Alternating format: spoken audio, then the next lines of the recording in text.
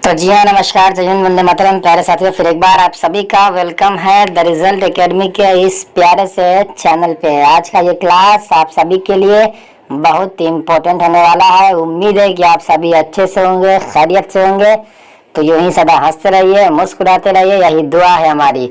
आज लेकर आ चुके हैं हम क्लास 12 केमिस्ट्री का 28 VBI ऑब्जेक्टिव, जहां से हमेशा क्वेश्चंस आपके एग्जाम्स में आते रहते। तो अगर अभी तक आप लोगों ने चैनल को शेयर नहीं किया है तो अपने हर साथियों को शेयर। आज के अपने पहले नंबर क्वेश्चन की ओर। आज का पहला नंबर क्वेश्चन कहा गया है, निम्न क्रमबद्ध प्रतिक्रिया में एक्स है in the reaction sequence x is. तो इस प्रक्रिया में बताना है दोस्त साथियों कि आप सभी को एक्स कौन सा होगा। यानी कि अगर यहाँ पर गौर से देखें तो एल्युमिनियम टेट्राब्यूटॉक्साइड की उपस्थिति में यह अभिक्रिया हो रही है। तो यहाँ पर आपका जो एक्स हो जाएगा वो क्या हो जाएगा, तो यहाँ पर एक्स आपका हो जाएगा ऑप्शन नंबर ए, यानी कि राइट आंसर यहाँ पर हो जाएगा। ठीक है साथियों, चलिए बढ़ते अगले नंबर क्वेश्चन की ओर। कहा गया है, लिथियम एल्यूमिनियम टेट्राहाइड्राइड द्वारा इनमें से कौन अवकृत नहीं होगा, which will be not reduced by LiLH, यानी कि लिथियम एल्यूमिनियम टेट्राहाइड्राइड। तो बता दीजिए साथियों कि इसके द्वारा कौन सा है जो अपकृत नहीं होगा। तो नहीं होगा इसके द्वारा नाइट्रोबेंजीन, यानी कि राइट आंसर हो जाएगा ऑप्शन नंबर डी, यहाँ पर आपका राइट हो जाएगा। ठीक है साथियों, चलिए अब अगले नंबर क्वेश्चन की ओर बात कर रहे हैं। कहा गया है, एक कार्बनिक यौगिक विक्टर मेयर जांच में खून के जैसा लाल रंग उत्पन्न करता है। जब इस यौगिक को कॉपर नली से 300 डिग्री सेल्सियस पर प्रवाहित किया जाता है तो उत्पन्न यौगिक है an organic compound gives blood red coloration which Victor Meyer test when this compound vapour is passed through CU tube at 300 degree Celsius produce. तो बता दीजिए साथियों कि इसमें कौन सा आंसर इसका राइट हो जाएगा, कौन सा यौगिक निकलेगा जब हम लोग विक्टर मेयर जांच के द्वारा खून का लाल रंग देता है। तो ये साथियों वो निकल जाता है एल्डिहाइड, यानी कि राइट आंसर हो जाएगा ऑप्शन नंबर ए यहाँ पर हमारे पास। देखिए अगला नंबर क्वेश्चन क्या कहा जाता है। अगला नंबर क्वेश्चन कहा जाता है, यहाँ पर आपका रिएक्शन दिया गया है, पूछ रहा है कि इस रिएक्शन में बताइएगा एक्स का मान कौन सा होगा। यानी कि मिथाइल बेंजीन आपका दिया हुआ, यहाँ पर पूछ रहा है कि एक्स का मान कौन सा है। उत्प्रेरक है आपका एल्युमिनियम ट्राइक्लोराइड की उपस्थिति में यहाँ पर रिएक्शन कराई जा रही है। तो यहाँ पे आपका क्या हो जाएगा, एक्स यहाँ पर आपका हो जाएगा डाई मिथाइल बेंजीन, यानी कि आपका राइट आंसर हो जाएगा ऑप्शन नंबर ए वाला, यहाँ पे राइट आंसर हो जाएगा। ठीक है, चलिए अब बात करेंगे क्वेश्चन नंबर 5 की ओर। क्या कहा गया, यहाँ पर कहा जाता है टॉलेंस अभिकर्मक का उपयोग जांच के लिए किया जाता है। Tollens reagent is used for detecting. बता दीजिए टॉलेंस अभिकर्मक का उपयोग किसके जांच के लिए करते हैं। तो टॉलेंस अभिकर्मक का उपयोग एल्डिहाइड की जांच के लिए करते हैं, यानी कि right answer option number A यहाँ पर हो जाएगा। ठीक है साथियों, अब अगला नंबर क्वेश्चन बात करते। कहा गया है डिटॉल में है, बता दीजिए डिटॉल में क्या पाया जाता है। तो साथियों डिटॉल्स में पाया जाता है क्लोरोजाइनियोल और टर्पिनियोल, यानी कि राइट आंसर हो जाएगा ऑप्शन नंबर सी यहाँ पर आप सभी के पास। ठीक है साथियों, अगले नंबर क्वेश्चन की बात करेंगे। कहा गया है बहुलक टेफ्लॉन किस एकलक से बना है। बता दीजिए साथियों Teflon is a polymer of monomer, यानी कि बहुलक टेफ्लॉन क्या एकलक कौन सा हो जाएगा। तो इसका एकलक कौन सा होता है, टेट्रा फ्लोरोइथान, यानी कि right answer option number D हो जाएगा इस क्वेश्चन का। ठीक है साथियों, अगला नंबर क्वेश्चन की बात करेंगे। 8वां नंबर क्वेश्चन कहा गया है RNH2 यानी कि एल्काइल एमीन है। तो यहाँ पर आपको पूछा जा रहा है कि इसमें से एक्स कौन सा प्रोड्यूस होगा। तो एक्स कौन सा प्रोड्यूस होगा, सभी आपके साथियों ऑर्गेनिक केमिस्ट्री के क्वेश्चन है। जब आप अगर ऑर्गेनिक केमिस्ट्री को अच्छे से पढ़े होंगे तो आप रिएक्शन को आसानी से कर पा रहे होंगे। तो यहाँ पर बन जाएगा आपका एल्काइल नाइट्रोसाइनाइड, यानी कि right answer option number C यहाँ पर हो जाता है। ठीक है, देखिए अब अगला नंबर क्वेश्चन की बात करें। क्वेश्चन नंबर 9 कहा गया है इनमें से किसके द्वारा आँख के लेंस का उत्पादन किया जाता है। बता दीजिए इनमें से किसके द्वारा आंख के लेंस का उत्पादन किया जाता है। जी हाँ, तो आंख के लेंस का उत्पादन किया जाता है PMMA द्वारा, यानी कि right answer option number D हो जाएगा। अब अगले नंबर क्वेश्चन की ओर बात कर रहे हैं बड़ी तेजी के साथ। अगला नंबर क्वेश्चन क्या कह रहा है, इनमें से कौन यौगिक कैनिजारो प्रक्रिया नहीं दिखलाता, which compound does not perform Cannizzaro's reaction among. बता दिए साथियों इनमें से कौन सा ऐसा यौगिक जो कैनिजारो अभिक्रिया नहीं दिखाता है। तो कैनिजारो अभिक्रिया कौन नहीं दिखाता है, तो कैनिजारो अभिक्रिया आपका नहीं दिखाता है, एसिटाइल दिया, यानी कि right answer option number C हो जाएगा यहाँ पे राइट आंसर। ठीक है, चलिए अगला नंबर क्वेश्चन बात करेंगे। कहा गया है कौन यौगिक गर्म करने पर रंगहीन गैस नहीं देता है, विच compound does not give colourless gas. तो बता दीजिए कौन से कंपाउंड जब गर्म करेंगे तो रंगहीन यौगिक नहीं देगा, तो वो है सोडियम नाइट्रेट, यानी कि ऑप्शन नंबर यहाँ पर बी आपका हो जाएगा राइट आंसर। आगे कहा जाता है अमोनिया गैस जलीय CuSO4 घोल में प्रवाहित करने पर गहरा नीला रंग उत्पन्न करता है।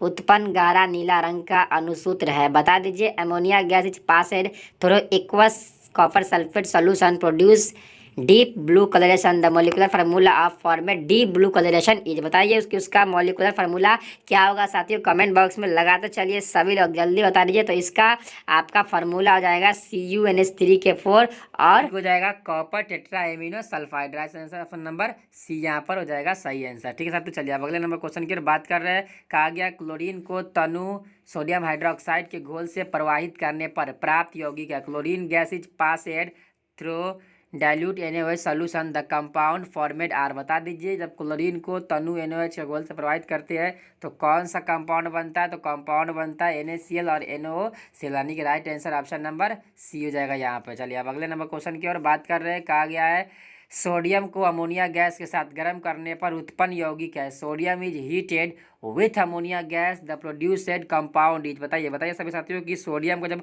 अमोनिया गैस के साथ गर्म करते तो क्या बनता है, तो यहाँ बन जाता है NaNH2, यानी कि ऑप्शन नंबर बी यहाँ पे राइट हो जाएगा, सोडियम के साथ बनेगा यह अभिक्रिया। ठीक है, चलिए अब अगला नंबर क्वेश्चन की ओर बात कर रहे हैं। कहा गया P4O6 में कितने PO बंधन एवं इलेक्ट्रॉन एक निर्जन जोड़ी क्रमशः है। बताइए इसमें से कौन सा हो जाएगा, तो इसमें से 12 और 16 हो जाएगा, यानी कि right answer option number C यहाँ पर हो जाएगा। ठीक है, अब अगले नंबर क्वेश्चन की बात कर रहे हैं। कहा गया इनमें से कौन अनुचुंबकीय नहीं है, which is not paramagnetic among. बता दीजिए इनमें से कौन अनुचुंबकीय नहीं है, तो अनुचुंबकीय इसमें नहीं हो जाएगा निकेल टेट्रा कार्बोनिल, यानी कि right answer option number B. ये जो है अनुचुंबकीय यहाँ पे नहीं होगा, बाकी सब यहाँ पे क्या है अनुचुंबकीय। ठीक है, अब अगले नंबर क्वेश्चन कह रहा है जल धातु कर्म विधि द्वारा धातु का निष्कर्षण आधारित है। बताइए जल धातु कर्म विधि द्वारा जब धातु का निष्कर्षण करते तो ये किस पर आधारित होता है, तो ये आधारित होता है जटिल यौगिक बनाने पाने के। राइट आंसर होगा ऑप्शन नंबर ए यहाँ पर हो जाता है। ठीक है, अब अगले नंबर क्वेश्चन कहा गया है FeCO5 में परिसंकरण यानी कि फेरस,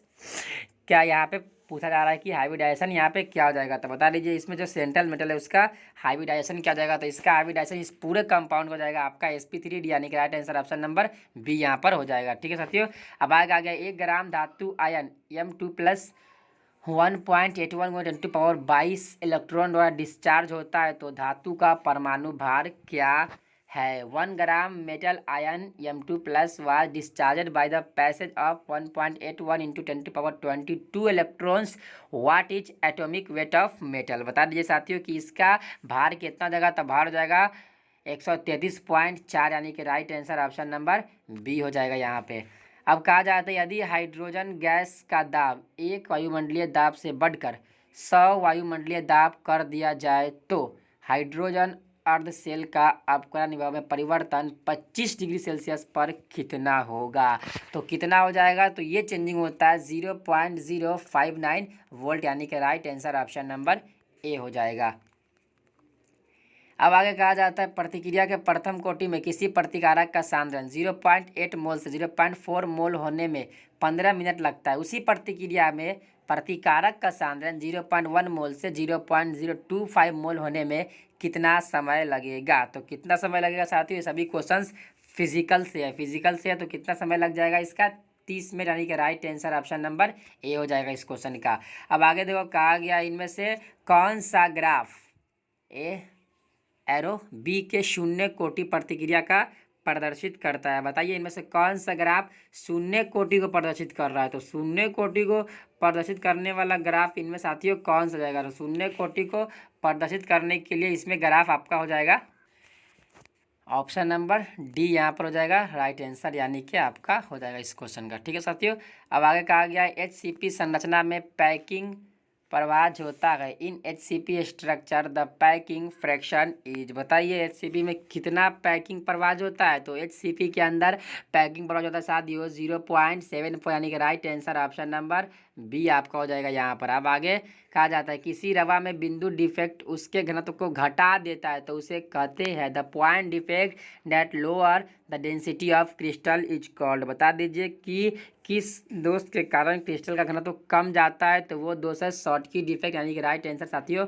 ऑप्शन नंबर ए यहाँ पर होता है। अब आगे कहा गया निम्नलिखित में किस विधि में उत्प्रेरक का उपयोग नहीं होता है, हेबर की विधि, डेकन की विधि, लेड कक्ष विधि या फिर सॉल्वे विधि। बताइए कि इनमें से किस विधि में उत्प्रेरक का प्रयोग नहीं होता है, तो उत्प्रेरक का प्रयोग सॉल्वे विधि के अंदर नहीं होता है, यानी कि राइट आंसर जाएगा ऑप्शन नंबर डी यहाँ पर। अब अगले नंबर क्वेश्चन कहा गया है फ्रेंडलिक आइसोथर्म है the Freundlich adsorption isotherm is. बताइए फ्रेंडलिक का आइसोथर्म का जो रिलेशन बनता है वो कौन सा रिलेशन यहाँ पर आपके अंदाज से सही होना चाहिए। तो यहाँ पर आप जब बुक पढ़ेंगे तो यहाँ पे आपको मालूम चलेगा कि यहाँ पर इसका सारा आंसर राइट है, यानी कि ऑप्शन नंबर डी यहाँ पर आपका बन जाता है। ठीक है साथियों, अब अगला नंबर क्वेश्चन कहा गया है 373 डिग्री केल्विन निम्न पर ग्लूकोज के तनु घोल का वाष्प दाब 750 है तो घुले का अनुप्रवाज होगा। कितना हो जाएगा घुले का अनुप्रवाज, तो इसका अनुप्रवाज होगा 1/76, यानी कि right answer option number D हो जाएगा। अब बात करते हैं क्वेश्चन नंबर 28 की ओर। कहा गया निम्नलिखित में कौन कोलिगेटिव गुण नहीं है। बताइए इसमें से कौन कोलिगेटिव गुण नहीं हो जाएगा, तो इसमें से कोलिगेटिव गुण कौन नहीं हो जाएगा, डेल टी एफ या डेल टी बी या फिर के बी या फिर प्राचलन दाब। अब यहाँ पे शॉर्ट लिखा हुआ है आपका वाष्प दाब का अपेक्षिक अपनावन, ये सभी का शॉर्टकट लिखा हुआ है, तो बता दीजिएगा इनमें से कौन सा नहीं होगा। तो इसमें से ऑप्शन नंबर सी यहाँ पर नहीं हो जाएगा, ये हो जाएगा राइट आंसर। चलिए आज हमने अपना 28 DB ऑब्जेक्टिव कंप्लीट किया। इसी के साथ फिर मिलते हैं हम लोग अगले वीडियो में, तब तक के लिए जय हिंद, वंदे मातरम।